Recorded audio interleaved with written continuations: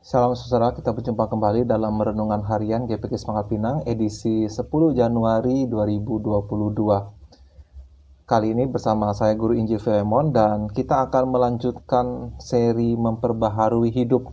Semoga dengan seri ini kita mendapatkan bekal untuk memperbaharui hidup kita tahun 2022 ini dan Tuhan menolong kita mencapai tujuan kita. Mari kita berdoa sebentar. Tuhan, kami bersyukur karena Engkau adalah Allah yang beserta dengan kami, dengan tangan-Mu Engkau memelihara hidup kami, dan dengan firman-Mu Engkau memberikan kami tuntunan. Terima kasih karena hari ini kami boleh berkesempatan belajar firman-Mu, pakai hamba-Mu untuk boleh menjelaskannya, dan kepada kami yang mendengarkan, kami benar-benar mendapatkan insight, masukan dari firman Tuhan, agar hidup kami seperti penjunan Engkau membentuk kami ya Tuhan, menjadi bejana yang indah di hadapan-Mu. Pakai hamba-Mu untuk boleh menjelaskannya. Di dalam nama Tuhan Yesus kami berdoa. Amin. Nah, setelah pada bagian kedua dari seri ini, saya akan membahas tentang tujuan atau purpose. Sebuah perkataan kuno di barat berbunyi seperti ini. Tidak seorang pun yang mengeluh di ranjang menjelang kematiannya berkata, "Saya harap saya menghabiskan waktu lebih banyak di kantor." Maksud dari perkataan ini adalah bahwa di saat seseorang akan meninggal, biasanya uang mendadak nampak seperti yang seharusnya, yaitu sebetulnya uang hanyalah alat tidak berguna untuk kebahagiaan kekal. Pada akhirnya akan kita tinggalkan. Sementara relasi mendadak menjadi lebih berharga. Di waktu menjelang ajal, kebanyakan orang berharap agar dia bisa menjalani hidupnya dengan lebih banyak waktu, lebih banyak kebahagiaan bersama-sama dengan orang-orang yang dia cintai. Jadi banyak orang berkata biasanya di ranjang menjelang kematiannya, seandainya aku dulu lebih bisa membahagiakan istri atau suami atau anak-anak atau orang tua atau siapapun yang dia kasihi. Tetapi saudara, dengan segala hormat saya ingin mengatakan bahwa banyak orang Kristen yang percaya bahwa kehidupan Kristen hanyalah soal menghindari dosa yang berat dan kemudian bekerja untuk menyediakan kebutuhan keluarga.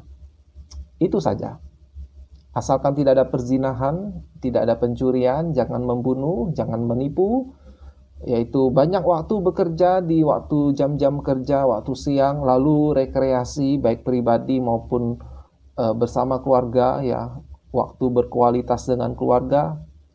Lalu setelah ibadah di akhir pekan, ya banyak hal-hal yang menyenangkan untuk dinikmati sebelum besok kembali bekerja dan mengulangi siklus yang sama. Banyak orang Kristen yang puas dengan etika hidup seperti ini. Dan kalau kita ingin bertanya mengenai cara hidup mereka ini, biasanya mereka punya pola pikir seperti ini. Emang apa salahnya? Apa salahnya saya menonton film atau menikmati musik ini, atau bermain game ini, atau berkumpul dengan teman-teman ini, atau beristirahat, rileks, menikmati hidup ini, atau apa salahnya saya pergi makan di restoran ini dan itu, apa salahnya pergi memancing di akhir pekan. Saudara, saya ingin berkata bahwa semuanya itu tidak salah, ya, bukan sesuatu yang berdosa.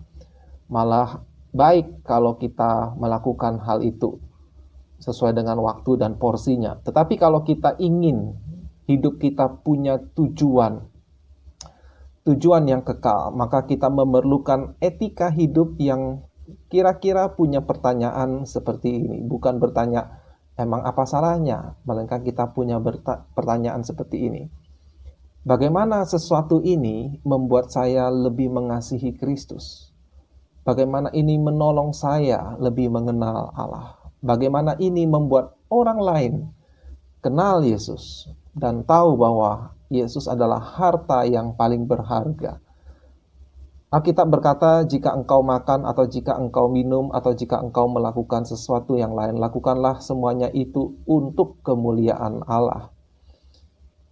Jangan kita langsung melompat pada kesimpulan bahwa segala sesuatu ya harus kita rohani-rohanikan.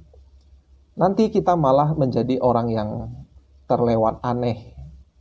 Memang seserah dalam pengertian tertentu kita akan menjadi berbeda kalau kita hidup menurut kehendak Allah.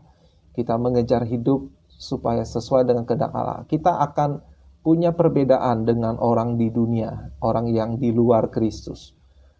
Tetapi bukan berarti kita menjadi tingkah lakunya aneh, ya. Kehidupan Kristus dan para murid-muridnya telah mengguncangkan dunia karena mereka berbeda, yaitu mereka tidak mengikuti jalan dunia ini.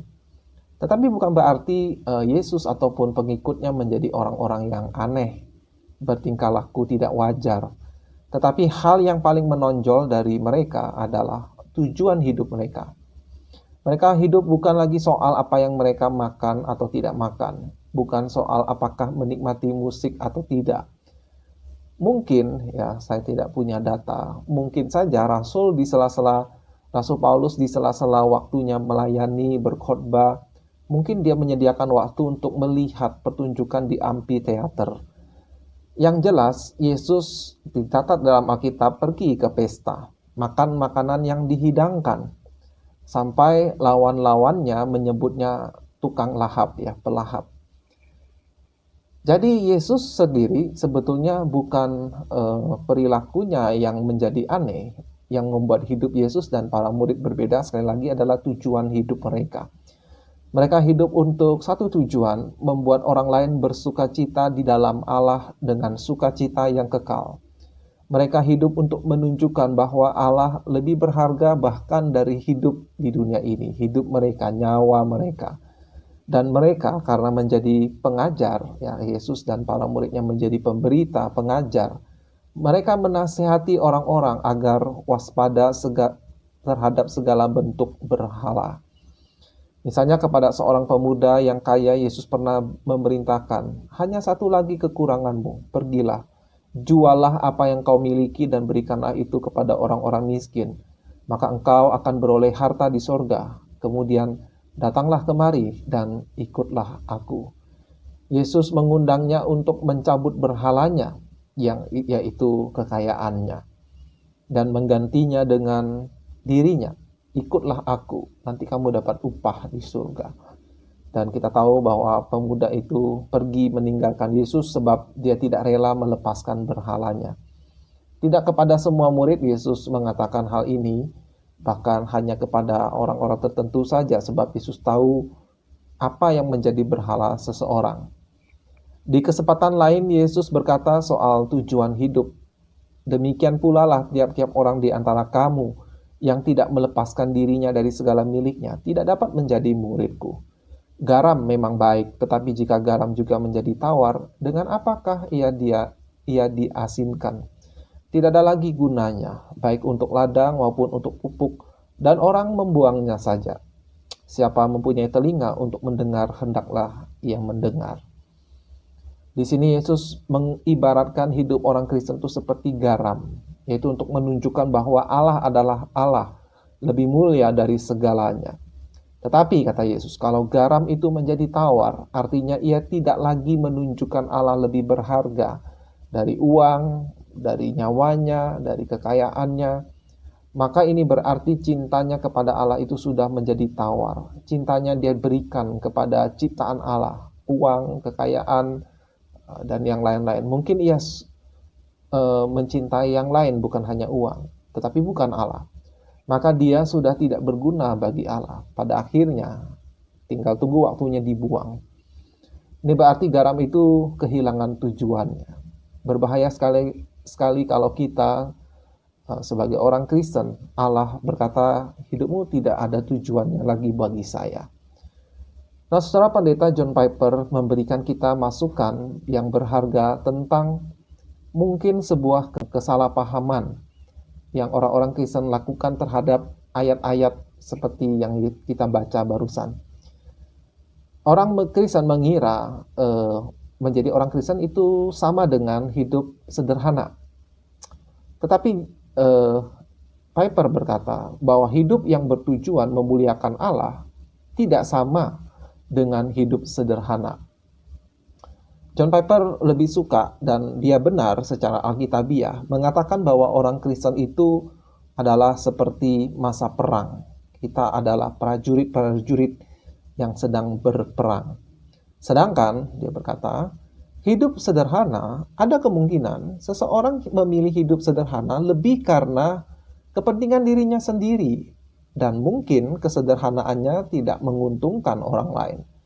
Misalnya ada seseorang yang bekerja secukupnya, dia pikir asal cukup makan, bisa sedikit menabung, itu sudah cukup. Saya tidak mau stres dengan mengejar kekayaan. Sederhana. Kelihatannya baik, saudara-saudara ya. Tetapi lalu apa? Ya itu saja. Ya, dia hanya hidup sederhana supaya tidak terbebani oleh uang. Tapi apakah benar-benar berguna bagi orang lain? Apakah itu menyatakan sesuatu tentang Allah? Apakah kesederhanaannya menyatakan Allah lebih berharga daripada harta? Belum tentu. Banyak orang bukan Kristen yang memilih hidup sederhana seperti itu, dan mereka sama sekali tidak peduli tentang Allah. Dan orang-orang yang hidup sederhana tetapi tidak memuliakan Allah, sisa waktunya ya paling untuk keluarga atau untuk melakukan hobinya. Jadi orang yang sederhana seperti itu bisa tertipu dengan merasa dirinya lebih baik dari orang lain. Hati-hati, saudara. Tetapi bila kita menjalani hidup Kristen dengan pola pikir peperangan, bahwa hidup ini adalah perang antara kerajaan Allah, kerajaan terang, melawan kerajaan kegelapan yang ingin membawa manusia sebanyak mungkin ke dalam neraka, melawan Allah. Kita sadar bahwa di dalam peperangan, biaya bisa menjadi sangat mahal.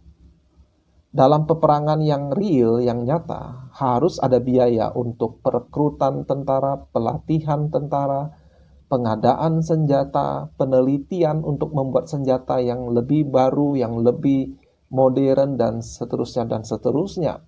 Ini semua sama sekali tidak sederhana dan bahkan tidak murah, bisa bahkan menjadi sangat mahal. Sehingga di dalam peperangan nyata kita perlu menjadi orang-orang yang ahli.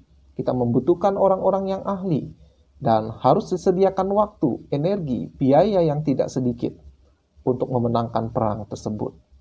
Jadi kalau kita hidup di dalam dunia ini dalam pola pikir perang rohani, maka masalahnya bukan berapa banyak penghasilan kita. Bahkan kita sebaiknya punya penghasilan yang cukup. Nanti kita akan melihat ayatnya. Tetapi soal apa yang kita habiskan dengan penghasilan kita itu. Kata-kata Yesus ini seharusnya cukup untuk membangunkan kita dari pola hidup tanpa tujuan dari Allah. Demikian kata Tuhan Yesus, karena siapa yang mau menyelamatkan nyawanya, ia akan kehilangan nyawanya. Tetapi barang siapa kehilangan nyawanya karena aku dan karena Injil, ia akan menyelamatkannya. Apa gunanya seorang memperoleh seluruh dunia tetapi ia kehilangan nyawanya? Karena apakah yang dapat diberikannya sebagai ganti nyawanya? Sebab barang siapa malu karena aku dan karena perkataanku di tengah-tengah angkatan yang tidak setia dan berdosa ini, Anak Manusia pun akan malu karena orang itu apabila ia datang kelak dalam kemuliaan Bapanya, diiringi malaikat-malaikat yang kudus. Jadi Yesus hendak berkata, tidak ada tujuan lain selain hidup dalam tujuan Allah. Paulus berkata, ikutlah menderita sebagai seorang prajurit yang baik dari Kristus Yesus. Seorang prajurit yang sedang berjuang tidak memusingkan dirinya dengan soal-soal penghidupannya, supaya dengan demikian ia berkenan kepada komandannya. Memang ada gaya bahasa lain untuk menggambarkan hidup Kristen selain bahasa perang. Ada banyak bahkan. Misalnya Mazmur 23 berkata, Tuhan adalah gembalaku, takkan kekurangan aku. Ia membaringkan aku di padang yang berumput hijau, dan seterusnya dan seterusnya. Gambar-gambar seperti ini memberikan kita gambaran hidup Kristen itu rileks, tenang, damai. Atau misalnya kata-kata Tuhan Yesus, marilah kepadaku semua yang letih lesu dan berbeban berat, aku akan memberi kelegaan kepadamu. Ini adalah kata-kata yang membuat gambaran hidup Kristen itu nampak damai, tenang, jauh dari stres karena peperangan. Bagaimana saudara dengan dua realita ini? Di satu sisi, gambaran hidup Kristen adalah seperti peperangan, tapi di sisi lain, gambaran hidup Kristen itu damai, tenang, membebaskan dari beban yang berat. Nah, jawabannya saudara adalah hiduplah kita dengan semua gambaran Alkitab tentang hidup Kristen. Ya, kita butuh istirahat, kita butuh pemulihan, kita butuh ketenangan yang Allah sediakan. Tetapi juga ya, kita butuh keseriusan. Kita butuh untuk bangun dan bersiap diri. Kita perlu terjun ke dalam medan perang. Jadi kita harus memakai semua gambaran kitab suci tentang kehidupan Kristen. Bukan hanya peperangan. Ya, kalau kita hanya memandang hidup Kristen semata-mata dalam sisi gambaran peperangan, kita akan menjadi orang yang paranoid. Kita menjadi orang yang stres, tertekan. Tapi kita harus melihat dengan semua gambaran firman Tuhan tentang hidup Kristen, termasuk damai sejahtera. Semuanya itu kita pakai untuk membentuk hidup kita. Sebagai contoh, mari kita lihat apa yang Paulus katakan tentang orang-orang Kristen, jemaat Tuhan pada waktu itu. Tolonglah baik-baik Zenas ahli Taurat itu dan Apolos dalam perjalanan mereka, agar mereka jangan kekurangan suatu apa. Dan biarlah orang-orang kita, yaitu jemaat Tuhan, juga belajar melakukan pekerjaan yang baik untuk dapat memenuhi keperluan hidup yang pokok, supaya hidup mereka jangan tidak berbuah.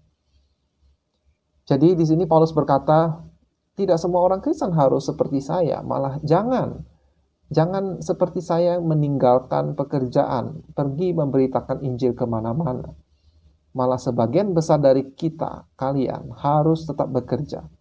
Bekerjalah dengan baik, setidak-tidaknya sampai bisa memenuhi keperluan hidup yang pokok, adalah minimal, agar hidupnya bisa berbuah dalam pekerjaan Tuhan. Nah, jadi saudara, tujuan hidup, purpose hidup kita di tahun 2022 ini, mari kita ikut berperang bagi kerajaan Tuhan. Kita berjuang untuk membawa sukacita kekal di dalam hidup orang. Karena kita adalah orang-orang yang sudah mendapatkannya. Kita orang yang menikmati kemuliaan Allah itu, walaupun belum final. Tapi marilah kita punya tujuan membawa sebanyak mungkin orang menikmati Allah lewat pekerjaan kita, kesaksian kita. Kita menunjukkan bahwa Allah itu siapa? Allah itu lebih berharga, bahkan lebih berharga dari hidup kita. Dan waktu kita menyerahkan hidup kita demi tujuan Allah ini, kata Tuhan Yesus, engkau menyelamatkan nyawamu, kita menyelamatkan diri kita. Kiranya renungan hari ini memberkati saudara. Sampai jumpa di lain kesempatan, di episode berikutnya. Tuhan Yesus memberkati.